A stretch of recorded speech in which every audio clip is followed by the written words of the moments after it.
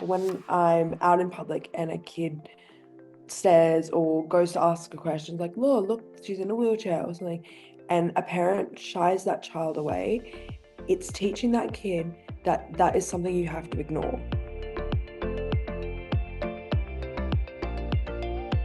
So today I have the absolute pleasure of chatting with Sophie Delezio. Thank you so much for having me. It's lovely to be here.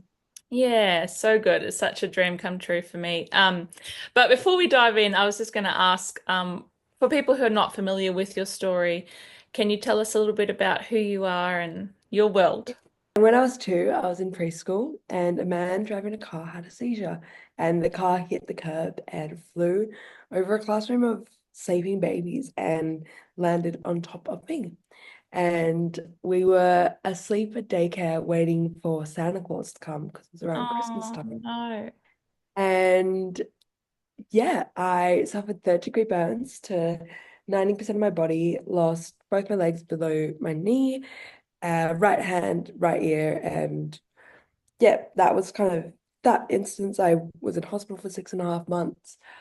I was very touch and go, didn't know whether I'd make it. Um, and then in 2006, I was being pushed in a stroller across the road, and a driver got blinded by the sun and didn't see me and hit my stroller and flew 18 meters in the air, landed headfirst on the pavement, and suffered mainly internal injuries, and did get a brain injury and lost my sense of smell. That one, stay in hospital, was a little bit shorter, but no external injuries as such, with the first one being main all external. Cool. And yeah, so that's a short summary of, I guess, my past. And yeah, now I am content creator, keynote speaker, mum, wife, friend, all that jazz. Yeah. Yeah. So needless to say, you're a miracle, a walking miracle. Oh, Yeah, it's amazing. No. and you also, was it December or November you had a baby boy? We actually in September, so we didn't announce it until a little bit later, but Oh, he's a little September bub. We call oh. it. How did you know your partner was the one when you met him, or how'd that all work out? Oh, so we met, go back 10 years ago now. And when we met, we were friends. We became friends instantly in that second.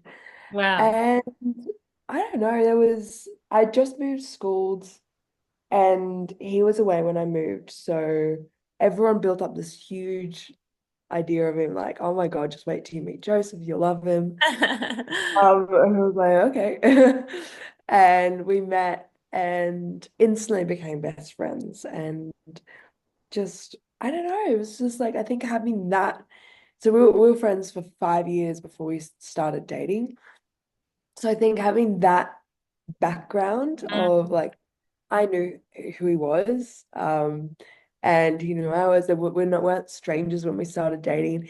Definitely was interesting trying to navigate like a new kind of intimacy, but like also being like, I don't need to get to know you because I've known Yeah. 5 years, like we've been best friends this time. Like, Yeah.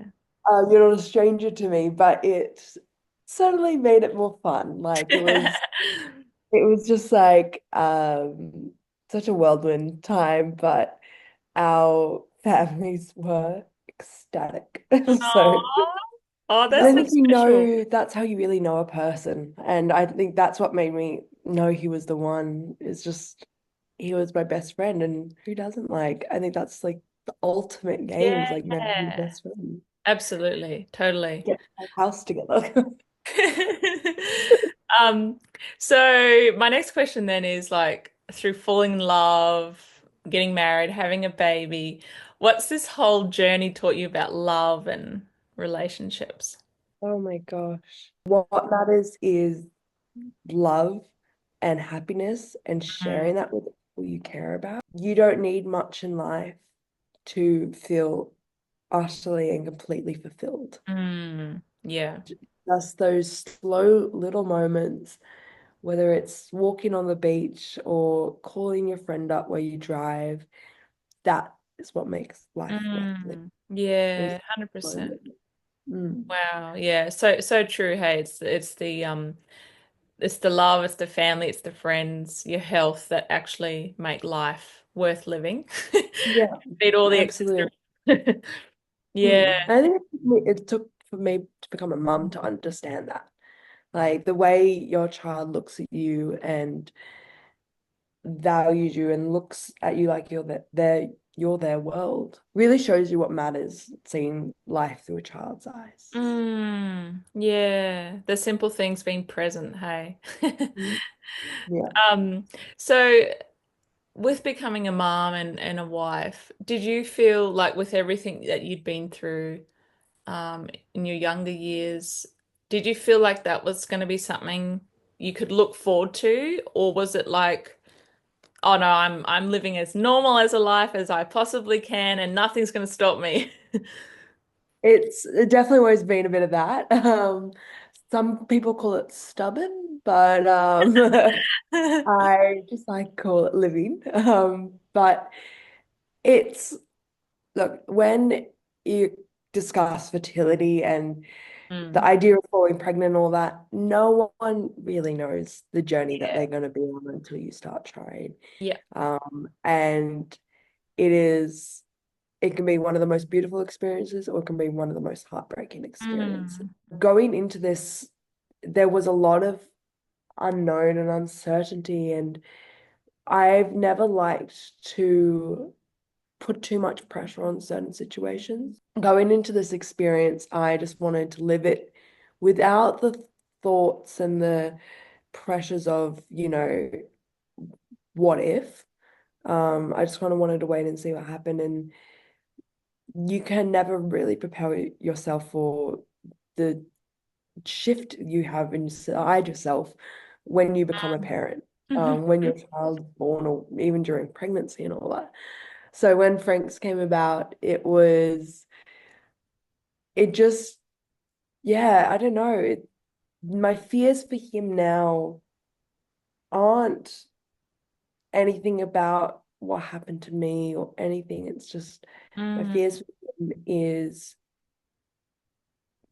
the way society's going, I guess. yeah, Just sure. Yeah. those fears that I feel like everyone has for their child. Mm, But I just hope that through my experiences, it teaches a new generation of how to accept disability. mm, And kind of the mantra I've always lived by is if you can change one person's mind, that person can then go on to change another person's mind. And the mm, domino effect of that is far greater, in my opinion, than anything else. Because I think there's a big gap in the education system when it comes to acceptance of people with disabilities, being taught to kids at a young age. I think there's often a side of uh, ignorance, I mm, guess you could call mm. it, when children aren't exposed to people with physical disabilities or Yeah. differences just in general. Yeah. And I think if you start when they're really young, that's what's going to have the most profound effect. So I Mm, hope that, through Frankie going to school, he's able to, not putting that pressure on him, but maybe through them seeing, oh, Frankie has a mum with a disability, that has the domino effect. And yeah. With what the things that you'd been through, it's like, some parents would be like, oh, I can't let my child out of the house because what if this happens to them? What if that happens to them? And so that's not something that you kind of struggle with. you cannot live life without having awful things happen to you. And the I guess, spectrum of what an awful thing is going to change from person to person. Never be like, oh, in 5 years, something bad's going to happen. Yeah. Like, they're always going to come out of left field. And I think I'm at least focusing on with Frankie is preparing him with the necessary skills and mindset and support for when that stuff does happen. He's got the ability to handle it in hopefully the best way that he can. Mhm. Um, I think, and everyone has their own parenting style and each their own, but I personally feel that if I'm protecting Frankie too much from the fear of things, I don't think he's going to learn how to cope with that. And, Yeah, he's going to fall, he's going to hit his head, he's going to probably swallow something that he shouldn't have swallowed and have to go to hospital. That's the reality of growing up. that's so awesome that you have that perspective because like um I'm someone who's recovering, I guess, from PTSD and different traumas that I've had in my life. And I feel like you can fall into the mindset of like, oh, these bad things have happened to me. So you're just kind of anticipating them to come more to you in the future. And and obviously like, with therapy and things like that, you can let go of some of that or all of that. And it seems Mm, like you're just living life without the fear of living life mm, in fear, which is awesome. I think that's empowering for you, but it's also really empowering for Frankie. And mhm. it's Yeah, I strengthening hope him. so. Yeah. Yeah, thank you. Um, I just feel like I don't want to waste, again, you don't know when the bad things are going to happen, so I'm not going to waste the good moments, hmm, yeah, exactly. you know, waiting for that. Did you have any fears for you becoming a mum? Like whatever it might Mm, be, everyone has different fears about becoming a parent, but I guess for you specifically, maybe is it around, I have one hand instead of two. How do I change a nappy? How do I like, did you have specifics like that? absolutely. And it's one of those things as well. Everyone experiences this in their own way. It's just like, how do you do things? Like, how do you, manage it all? Because it is that newborn stage is a lot when especially when it's your first, when you're figuring it out for the first time, it is a lot of work. And I always had the mentality of like, I'm going to figure it out as we go along because that's always been my life. Um, so there were, I had an amazing medical team behind me who provided a lot of support and suggestions. And honestly, I got some accessible products, and whilst they're great, I haven't used them. Because I'm just like, I'm gonna figure out what works for me and my body by using more everyday items is kind of the way I go about things. Yeah, awesome. Um, so that is it is I'm not relying on one specific thing, and if I lose it or if I'm not at home, I can still get things done. Um, but it is now Frankie's in the crawling stage and changing his nappy, constantly flipping over, and that's hard for any parent. Like whether you have one hand or two, I think you Yeah. need 10 hands in order to hold a squirming baby down. So yeah, I think it's just general. Yeah. Yeah, gotta wait and see. Yeah. No, I tried not to fear too much. I just wanted him to come out and just calm. I think honestly, the thing I was like most, God, that time feels like forever ago now. It goes so quickly. Things I was like most stressed about was like introducing him to, family and friends relatively soon, but without feeling too rushed. I think that was my biggest fear. Yeah. So something so trivial, like, Yeah. he's gonna meet everyone eventually, and I know that now. But in the moment, I was like, oh my God, like I don't want people to get offended, but like, oh, Yeah. I don't want to like crowd it around initially. Yes. Like, The pressure of like six people wanting to be in the room at once and see him. yeah. I Yeah. think my husband's birthday was 9 days after Frankie was born. Oh, wow. It was amazing, but we had my family and his family and the brothers over. And I look back now, I'm like, why did I do that? I was Oh, 9 days postpartum. My oh. 9-day-old baby was like, I barely held him. Yeah. I was like in the moment, I was like, yeah, this is fine. And I'm looking back like, oh my God, that sounds awful.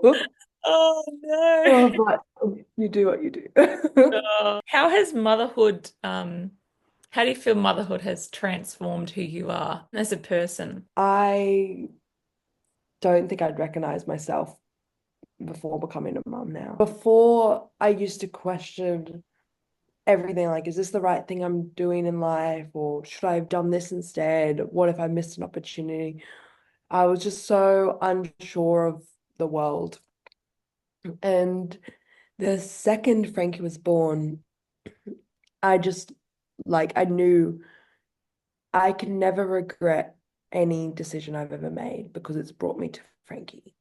Like literally, like if I'd made one decision differently, I wouldn't have the child that I have. Mm. I think that was a very overwhelming thought to feel, that early on with the baby blues and everything. But it was just, it made me feel so comfortable with everything that's happened in my life. Mm. And, accidents aside, everything else. Yeah. Like it just made sense of life.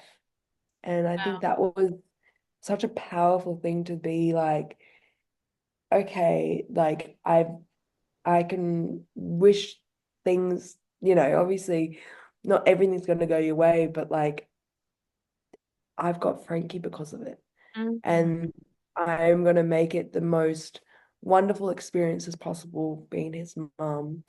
And he's gonna grow older and become independent and do all that. And seeing that and having encouraged that, I think that's gonna be the greatest cure, I guess, for anything I could have ever felt. Millions of people know you as a woman of resilience. What does that mean to you, and how does that look for you? I have always struggled with the term because to me, I just lived. I Sure. didn't really see I necessarily a good choice in it because I was so young. I don't know. I can't really go back and remember what I was thinking. But if I could help one person, that's what matters to me. Mm. I'm just thankful that I was able to provide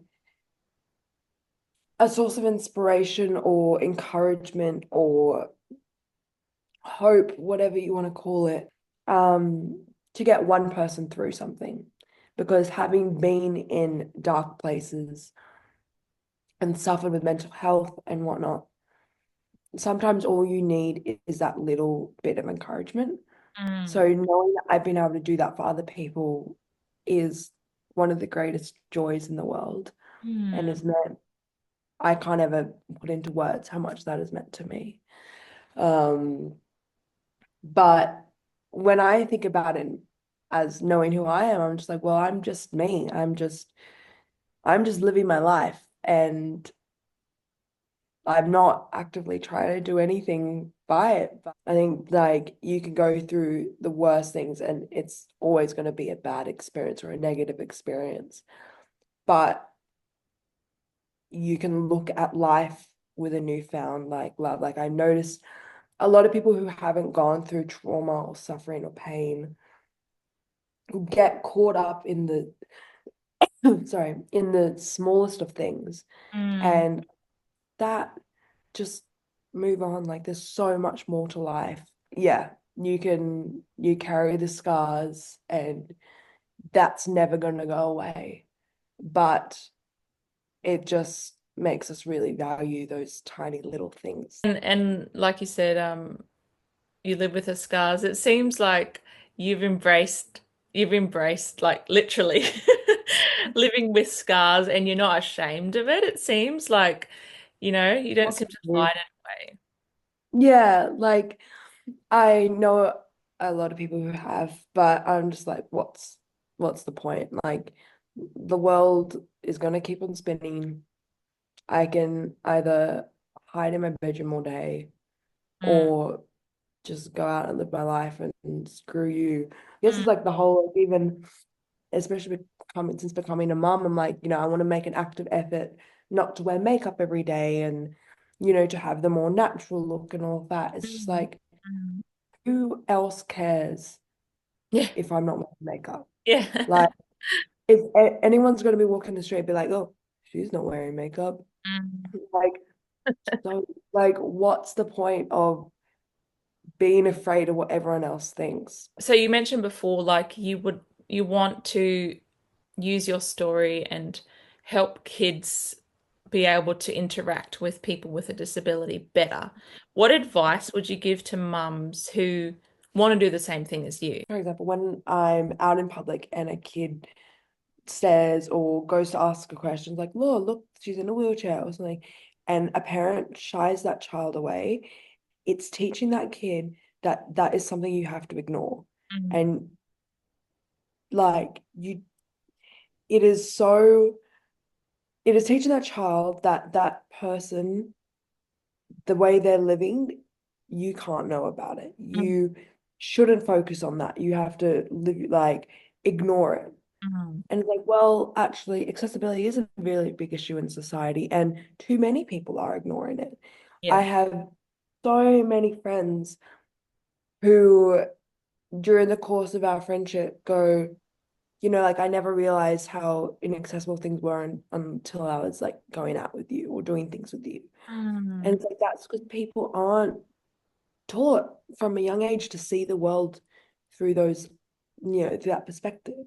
Mm. So when kids or Frankie asks the question, I share with them, yeah, I was in a fire, or yeah, I was hit by a car, or how cool is this wheelchair? It teaches them not to be afraid to ask, not to be afraid to be curious and Mm. explore and learn that there are different ways of living. I think a child just wants to learn more about the world. Why not? Why shelter them from more of that? They need to know that people like me, people with disabilities that they're born with, do exist, and it's not a taboo topic. Mm. Mm. And by letting a child ask and also educating yourself as a parent on what language is acceptable, what is it like. There's plenty of books out there, like, even that uses inclusivity as a like Mm. topic and storytelling background. Like, start with that Yeah. and educate yourself. Also, like what Mm. you said about when kids ask questions, I feel like a lot of parents feel so embarrassed. They're like, oh no, I've just offended that person. Like my kids just offended them. And they feel terrified of like, oh I no. can promise you, never offended. Like, kids are curious creatures. They're gonna ask questions about anything. Like, yeah, but I completely agree. There is a fear that of embarrassment or rudeness, and it is never the case. If a person doesn't want to answer a question, that's up to the person to decide. Mm. I can say what I want to share, and that's my decision. Yeah. Don't take that away from your child to learn a new lesson, or for me not to be able to share. If I was, like, if a kid comes up and is like, oh, what happened to you? And then the parent pulled them away. It's like, no, like, I was actually wanting to Yeah.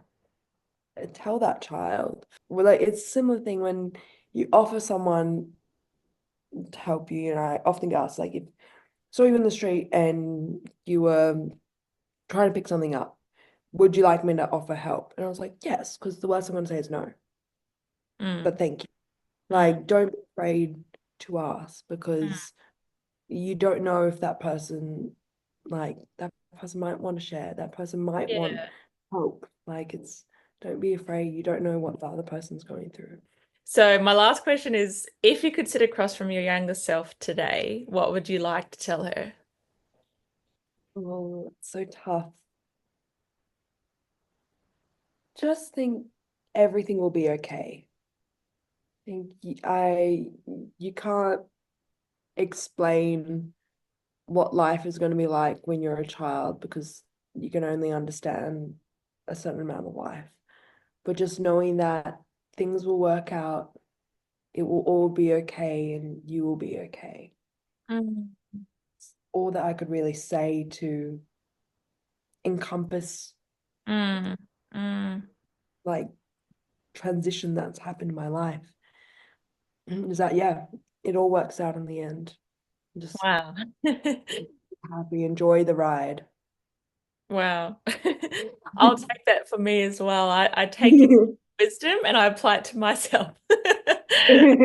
Uh, One like bit of parenting is like it's all a phase. yeah. Like you're going through like a sleep regression or whatever. It's like it's all a phase. I think everyone can apply that to their own life. All the good, all the bad, it's all just a phase, and you just gotta carry on with life.